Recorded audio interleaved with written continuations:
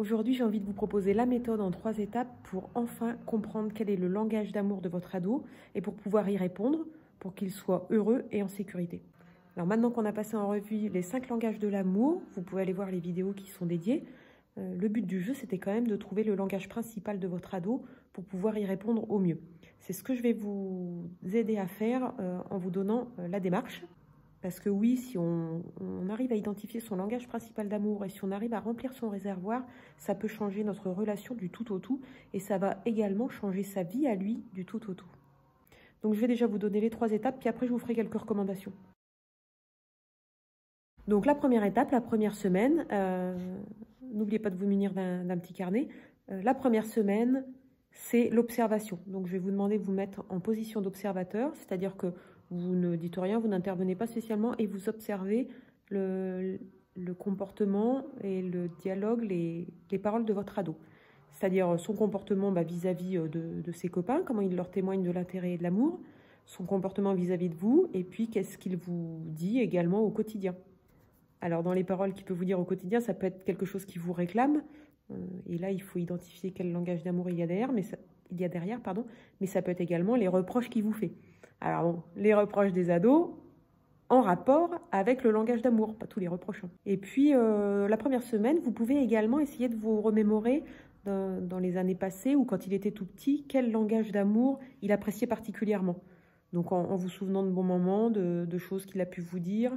Voilà, ça peut remonter également un petit peu à la surface, puisque généralement les langages d'amour qu'ils ont quand ils sont petits, le langage d'amour principal, c'est le même toute sa vie.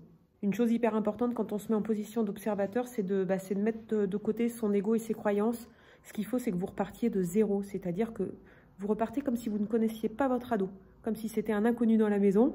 Alors, parfois, un ado, ça devient un inconnu dans la maison, mais là, pour découvrir son langage de l'amour, il faut que vous mettiez de côté toutes vos croyances et tous vos a priori.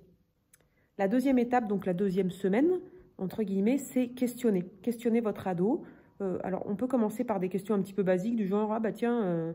Pierre, c'est ton meilleur pote, mais qu'est-ce qui fait que c'est ton meilleur pote? Qu'est-ce que tu apprécies chez lui? Donc, vous notez un petit peu ce qu'il vous répond, parce que ce qu'il apprécie chez l'autre, c'est quelque chose qu'il lui donne. Donc, ça traduit un peu son langage de l'amour. Vous pouvez aussi lui amener les questions différemment. Par exemple, moi, dans mon cas particulier, il y a 2 semaines, c'était l'anniversaire de ma grand-mère à moi, donc de leur arrière-grand-mère, qui fêtait ses 97 ans. Donc, je leur ai demandé, qu'est-ce que tu aimerais faire pour lui montrer ton amour? Donc, j'ai un de mes enfants qui a fabriqué quelque chose parce que lui, c'est le langage des cadeaux. Et puis, j'ai un de mes enfants qui a fabriqué, entre guillemets, une boîte à questions puisque son langage de l'amour, ce ne sont pas les cadeaux, mais c'est les moments de qualité. Ça vous aiguillera également. Voilà. Essayez de profiter de tous les petits événements de la vie quotidienne pour poser des questions. Alors, ne le harcelez pas parce qu'au bout d'un moment, ça va le gonfler. Mais profitez de choses qui se passent pour lui poser des questions et faire votre investigation. Après, si vous n'êtes pas à l'aise avec votre ado, si la communication n'est pas fluide, c'est pas très grave, il y a d'autres moyens de savoir. Notamment la première semaine d'observation et puis la 3e étape, la 3e semaine.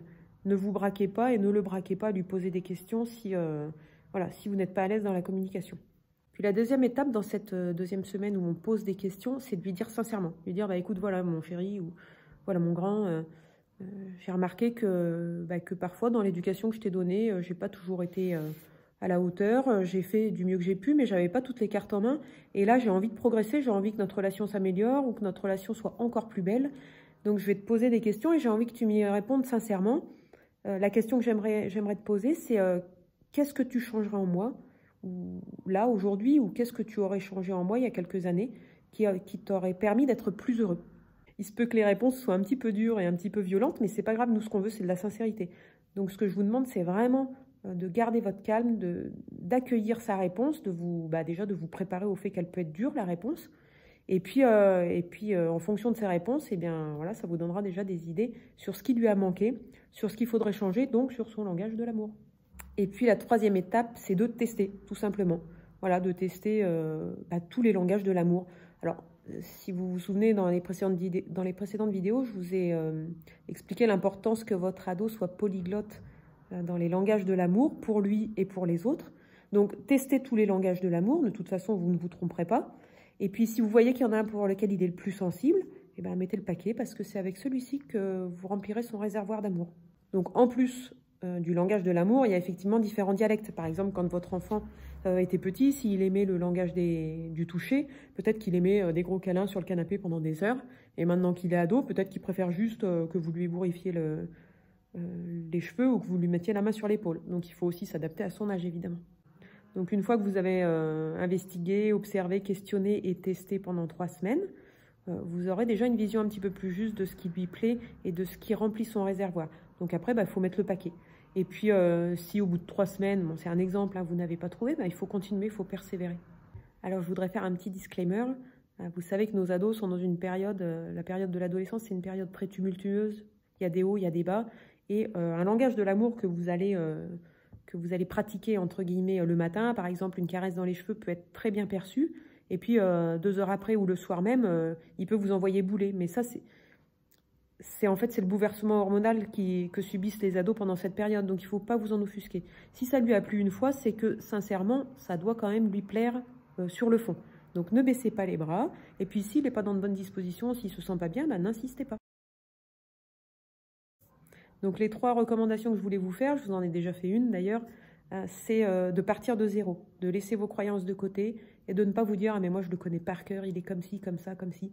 Essayez vraiment de le redécouvrir et d'être sûr de vous dans son langage d'amour principal.